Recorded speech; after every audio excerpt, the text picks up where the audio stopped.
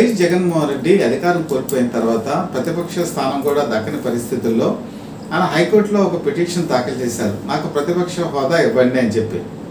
ఇది కూడా దేశంలో ఒక ఆశ్చర్యకరమైన పరిణామం. జనగా బలం ఉంటే, స్ట్రెంత్ ఉంటే 10% కనుక మొత్తం అసెంబ్లీ సీట్లలో కనుక సీట్లు వచ్చినట్టయితే వాళ్ళు అడగకుండానే వాళ్ళకి ప్రతిపక్ష నాయకుడి హోదా ఇస్తారు. సరే, అది పక్కన పెడదాం.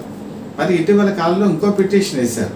అదేంటంటే సెక్యూరిటీ పట్ల తన ఆందోళన చెందుతున్నానని, ప్రభుత్వం నుంచి తనకి ముప్పు ఉందని, అంటే తెలుగుదేశం కూటమి నుంచి, కాబట్టి తన ఉన్నటువంటి సెక్యూరిటీని పెంచాలి. యాక్చువల్గా ప్రతి చీఫ్ మినిస్టర్ కూడా తన అధికారం నుంచి ఒకవేళ ఓడిపోయినట్లయితే ప్రతిపక్ష స్థానానికి వస్తారు. అంటే ప్రతిపక్ష హోదా కూడా క్యాబినెట్ ర్యాంక్తో ఈక్వలెంట్గా ఉంటుంది. సో క్యాబినెట్ ర్యాంక్కి సరిపడా వాళ్ళకి సెక్యూరిటీ అనేది ఉంటుంది. మరి ఒక పక్కన కనుక చూసుకుంటే వీళ్ళకి Z+ సెక్యూరిటీ ఉంటుంది. అంటే ప్రతి చీఫ్ మినిస్టర్కి కూడా పదవి కోల్పోయిన తర్వాత, ఎక్స్ చీఫ్ మినిస్టర్ అయిన తర్వాత ఈ Z+ కేటగిరీ అందరికీ ఇస్తారు. ఇప్పుడు మన రాష్ట్రంలో కనుక చూసుకుంటే కిరణ్ కుమార్ రెడ్డి, ఈయన ఉమ్మడి ఆంధ్రప్రదేశ్ రాష్ట్రానికి పనిచేశారు.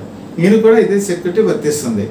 అలాగే ఇప్పుడు కేసీఆర్ కూడా ఆయనకి కూడా ఇదే సెక్యూరిటీ వర్తిస్తుంది. మరి మనం కనుక గతంలో కనుక తొంగి చూసినట్టయితే నాదెళ్ల భాస్కర్ రావు 1984 సంవత్సరంలో ఒక నెల రోజుల పాటు ముఖ్యమంత్రిగా ఉన్నారు. ఆగస్టు నుంచి ఉన్నారు ఆయన, ఒక మంత్. ఇప్పటికే కూడా ఆయన చాలా చోట్ల పార్కుడికి వెళ్తారు, చక్కగా బయట తిరుగుతారు. ఈయన నామినల్ సెక్యూరిటీ ఉంటుంది అంతే, పెద్ద సెక్యూరిటీ కూడా ఏమి ఉండదు. నాదెళ్ల మనోహర్కి ఈయన తండ్రి గారు కూడా, ఈయన ఎప్పుడు కూడా నాకు సెక్యూరిటీ కావాలని చెప్పి అడగలేదు. అయితే వీళ్ళందరూ అడగండి, మరి ఈయన ఎందుకు ఆందోళన పడుతున్నారు? ఈయన చెప్పేది ఏంటంటే హైకోర్టు కేసినటువంటి పిటిషన్లో మరి తెలుగుదేశం కూటమి నుంచి ప్రమాదం పొంచింది. అంటే ఈ పిటిషన్లో ఆయన చెప్పినట్టు నిజంగా తెలుగుదేశం కూటమి అంటే తెలుగుదేశం, జనసేన, బీజేపీ ఈ 3 పార్టీల కలయికే తెలుగుదేశం కూటమి. మరి ఏ పార్టీ వల్ల ఆయనకి ముప్పు ఉంది అదే స్పష్టంగా అదే తెలియదు.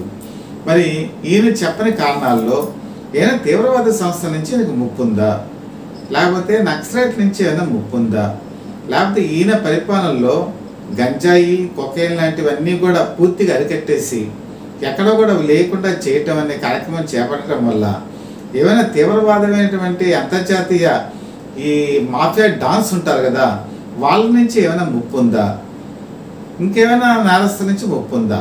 ఇది ఆయన స్పష్టంగా చెప్పట్లా. మరి అంతర్గత కారణాలు ఏంటో తెలియదు. కానీ జనగా దీనికి సంబంధించి ఒక సెక్యూరిటీ అరేంజ్మెంట్స్ని అసెస్ చేయడానికి కొన్ని కమిటీలు ఉంటాయి. ఇందులో పోలీస్ సర్వీసెస్ ఉంటారు, ఇంటెలిజెన్సీ సంస్థలకు సంబంధించిన వాళ్ళు ఉంటారు, కేంద్ర నిఘా సంస్థలు ఉంటాయి. వీళ్ళందరూ ఏం చేస్తారంటే ఒక ముఖ్యమంత్రికి పనిచేసినటువంటి కాలంలో వాళ్ళు ఎటువంటి విధాన పరిస్థితులు ఎదుర్కొన్నారు, కాబట్టి వీళ్ళు ఎటువంటి థ్రెట్ ఉంటుంది అని చెప్పేసి వాళ్ళు ఒక అసెస్మెంట్ చేస్తారు. అసెస్మెంట్ చేసి వాళ్ళకి ఏం చేస్తారంటే సెక్యూరిటీ ఇస్తారు.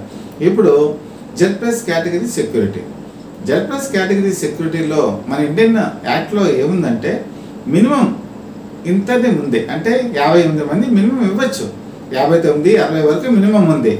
కానీ మ్యాక్సిమం ఎంతో చెప్పలా. మ్యాక్సిమం లాస్ట్ టైం చూసినప్పుడు మరి అప్పుడు ముఖ్యమంత్రిగా పనిచేసిన వైఎస్ జగన్మోహన్ రెడ్డికి 139 మందిని ఇచ్చారు. అది అప్పుడు అసెస్మెంట్. ఇప్పుడు కూడా ఆయన ఏమంటున్నారు, నాకు ఆ 139 మందే ఇవ్వమంటున్నారు. 139 మంది ఇవ్వటానికి అది గరిష్ట పరిమితి కాదు. కొంతమందికి 100 ఇవ్వచ్చు, కొంతమందికి 139 ఇవ్వచ్చు, కొంతమందికి 160 ఇవ్వచ్చు. అంటే వాళ్ళకు ఉన్నటువంటి థ్రెట్ బట్టి వాళ్ళు అసెస్మెంట్ చేసి ఇస్తారు. ఇప్పుడు ఆయన అడుగుతుంది ఏంటి, గతంలో తనకి ఏదైతే ముఖ్యమంత్రిగా ఉన్నప్పుడు ఆ సెక్యూరిటీ ఇవ్వమని అడుగుతున్నారు. ఇప్పుడు హైకోర్టు దీన్ని ఏం చేస్తుంది, దీన్ని మళ్ళీ రిఫర్ చేస్తుంది, గవర్నమెంట్కి రిఫర్ చేస్తుంది, పోలీసులకి రిఫర్ చేస్తుంది, మిగతా అధికారులకి రిఫర్ చేస్తుంది, సెంట్రల్ గవర్నమెంట్ కూడా రిఫర్ చేస్తుంది. వాళ్ళు పూర్తిగా అంచనా వేసి అప్పుడు మాత్రమే ఈ సెక్యూరిటీని పెంచేటువంటి అవకాశాలు ఉంటాయి. మరి ఈయన ఏం చేశారంటే ఈయన పరిపాలనా కాలంలో SSG స్పెషల్ సెక్యూరిటీ గ్రూప్ అని చెప్పేసి ఒకటి ఏర్పరిచారు. ఇది యాక్చువల్గా SPGకి ఈక్వలెంట్, అంటే central government special protection group అని ఒక గ్రూప్ ఉంటుంది. అందులో ఏవైతే నియమ నిబంధనలు ఉంటాయో అవే నియమ నిబంధనల్ని దాదాపు కాపీ కొట్టి ఈ స్పెషల్ సెక్యూరిటీ గ్రూప్లోకి ఇంక్లూడ్ చేశారు. ఇది అంతకుముందు ఏ రాష్ట్ర ప్రభుత్వంలో కూడా జరగలేదు ఆంధ్రప్రదేశ్లో. కాబట్టి ఈయన కొత్తగా దీన్ని జీవో తీసుకొచ్చి ఏర్పరిచారు. దీనికి ఏంటంటే అందరినీ కూడా మెడికల్ లాంటి వాళ్ళని, ఆక్టోపస్ లాంటి వాటిలో పనిచేసిన పోలీస్ అధిపతుల్ని, పోలీస్ అధికారులని, మెడికల్ లాంటి యువకుల్ని వీళ్ళందరినీ కూడా ఇందులో రిక్రూట్మెంట్ చేసుకొని వీళ్ళకి ట్రైనింగ్ ఇస్తారు. వీళ్ళు నీటిలోను, గాలిలోను, లేకపోతే ఎటువంటి పరిస్థితుల్లోనూ ఎదుర్కొనేటువంటి శక్తి సామర్థ్యాలు కలిగి ఉంటాయి. అధునాతన ఆయుధాలను కూడా వీటిలో ఉపయోగించేటువంటి పరిజ్ఞానం ఉంటుంది. ఒక విధంగా చెప్పాలంటే బ్లాక్ క్యాట్ కమాండోస్ వాళ్ళు ఏ రకమైనటువంటి శిక్షణ ఉంటుందో ఆ శిక్షణ వీళ్ళందరికీ కూడా ఇప్పించారు. వీళ్ళు మొత్తం మన ఆంధ్రప్రదేశ్కి వచ్చినప్పటికీ జగన్మోహన్ రెడ్డి ఉన్నటువంటి టైంలో ఆయన ఒక అమెండ్మెంట్ చేశారు. ముఖ్యమంత్రి కానీ, ముఖ్యమంత్రి కుటుంబ సభ్యులు కానీ, మన దేశంలో కానీ విదేశాల్లో కానీ ఎక్కడ ఉన్నా సరే ఈ ఎస్ఎస్జి గ్రూప్ పరిధిలోకి వస్తారు. దీనికి 930 మందిని వినియోగించడం జరిగింది. అంటే ఇప్పుడు ఈయన ఉన్నారు, ఈయన భార్య, ఇద్దరు ఆడపిల్లలు ఉన్నారు. వాళ్ళు ఇప్పుడు లండన్లో ఉన్నారు, అప్పుడు కూడా లండన్లోనే ఉన్నారు. అంటే లండన్లో ఉన్నప్పుడు కూడా ఈ ఎస్ఎస్జి కమాండోస్ వాళ్ళు పర్యవేక్షిస్తూ ఉంటారు. మిగతా ఇక్కడ ఆయన ఎక్కడికి వెళ్ళినా కూడా ఈ స్పెషల్ సెక్యూరిటీ గ్రూప్ ఉన్నటువంటి కమాండోస్ ఆయన వెనంటే ఉంటారు. ఈయన అప్పుడు ఉన్నటువంటి ఆంజనేయులు అని చెప్పేసి ఇంటెలిజెన్స్ చీఫ్ ఆయన పిలిపించుకొని మరి ఈ విషయం మీద అడిగినప్పుడు ఆయన సూచనల మేరకే ఈ జీవో తీసుకురావడం జరిగింది. అయితే అక్కడ వాళ్ళు ఏంటంటే బ్లాక్ క్యాట్ కమాండోస్ మరి బ్లాక్ డ్రెస్ ధరిస్తారు, వీళ్ళకి డ్రెస్ మార్చారు, బ్లూ డ్రెస్ వీళ్ళకి పెట్టడం జరిగింది. అయితే ఇక్కడ చిన్న తప్పు చేశారు ఆయన. ప్రతిపక్ష నాయకుడిని మాత్రం ఈ ఎస్ఎస్జి గ్రూప్లోకి తీసుకురాల. ప్రతిపక్ష నాయకుడు కానీ, ప్రతిపక్ష నాయకుడు కుటుంబ సభ్యులు కానీ, దేశంలో కానీ విదేశాల్లో కానీ ఉన్నప్పుడు ఈ ఎస్ఎస్జి కమాండర్స్ పర్యవేక్షిస్తారు అని పెట్టాల. అలాగే మరి ఒకవేళ ఒక ప్రతిపక్ష నేత హోదా కాకపోయినా కూడా విపక్ష నేతలకైనా సరే, విఏపీలకైనా సరే ఇది వర్తిస్తుందని పెట్టుంటే ఈరోజు ఆయన హైకోర్టుకి వెళ్ళవలసినటువంటి పరిస్థితి వచ్చేది కాదు. ఎందుకంటే ఈరోజు ఆయన ఎప్పుడూ కూడా ముఖ్యమంత్రి పదవిలోనే ఉంటానని చెప్పి అనుకోలేదు కదా, ఆయన అలాగే అనుకున్నారు.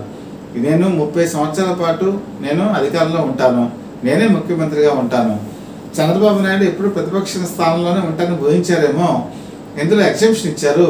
ఆ ఎగ్జంప్షనే ఈరోజు ఆయన కోపం వచ్చింది. ఎందుకంటే ఈరోజు ఆ క్లాజ్ ఏదైతే ఉందో ఆ క్లాజ్ కనుక ఆ రోజు పెట్టుంటే ఈరోజు ఆయనకి స్పెషల్ సెక్యూరిటీ గ్రూప్ కమాండర్స్ ఆయన వెన్నట్టు ఉండేవారు. గతంలో 930 మంది ఆయనకు ఉన్నారు. ఏది జెడ్+ కేటగిరీ సెక్యూరిటీ కాకుండా అటు వివిధ అంచెల్లో వాళ్ళు భద్రతా వలయాన్ని ఏర్పరచుకుంటూ వచ్చారు. మరి తన ఇంటికి తన గోడ మీద 30 అడుగులు ఎత్తున కంచె కూడా వేశారు. అది ఐరన్తో రకరకాలైనటువంటి అధునాతన పద్ధతులు కూడా సెక్యూరిటీలో ఉపయోగించడం జరిగింది. ఏది ఏమైనా సరే జగన్మోహన్ రెడ్డి ఈ విషయంలోకి వచ్చేప్పటికి మాత్రం మరి చాలా ఆందోళన పడుతున్నారు. ముఖ్యంగా బుల్లెట్ ప్రూఫ్ వెహికల్, ఈ bullet proof vehicle Tata safari వాడేవాళ్ళు ప్రతిపక్ష నాయకులు, కానీ మాత్రం అధునాతనమైనటువంటి కాలనే వాడారు. కానీ ఎప్పుడైతే ప్రతిపక్ష స్థానానికి వచ్చారో ఈ టాటా సఫారీని ఆయన హయాంలో ఎప్పుడూ మరమ్మతులు చేయించాలి సరిగా. అది ఏసీ పనిచేయదు. మరి చంద్రబాబు నాయుడు హైదరాబాద్ వెళ్తున్నప్పుడు చాలాసార్లు ఆగిపోయేది. ఆయన వేరే కాలకి షిఫ్ట్ అయ్యి హైదరాబాద్ వెళ్తూ ఉండేవారు. అప్పుడు ఆయన గొగ్గులు పెట్టేవాడు, నా కాన్వాయ్ బాగలేదన్నా కూడా జగన్మోహన్ రెడ్డి చిద్రాసంగా నవ్వుతూ ఉండేవాళ్ళు. మరి ఈరోజు తన పరిస్థితికి వచ్చేప్పటికి టాటా సఫారీలో ఏసీ పనిచేయట్లేదు, టైర్లు బాగాలేవు, ఇవన్నీ చెప్తున్నారు. అయితే ఆయన అధికారంలో ఉన్నప్పుడు ప్రతిపక్ష నాయకుడు కూడా మంచి కాన్వాయ్ కనుక ఇచ్చినట్టయితే ఇలాంటి పరిస్థితి ఉండేది కాదు. ఇప్పటికైనా జగన్మోహన్ రెడ్డి తన భద్రతా సిబ్బందిని పెంచమని అనటంలో తప్పులేదు, కానీ దాన్ని ఎందుకు పెంచుకోవాలి, ఎలా పెంచుకోవాలి అని సరైన కారణాలు కనుక చెప్పినట్టయితే, హైకోర్టు కనుక తీర్పు ఇచ్చినట్టయితే ప్రభుత్వం ఏర్పాటు చేసేటువంటి అవకాశాలు కూడా ఉంటాయి.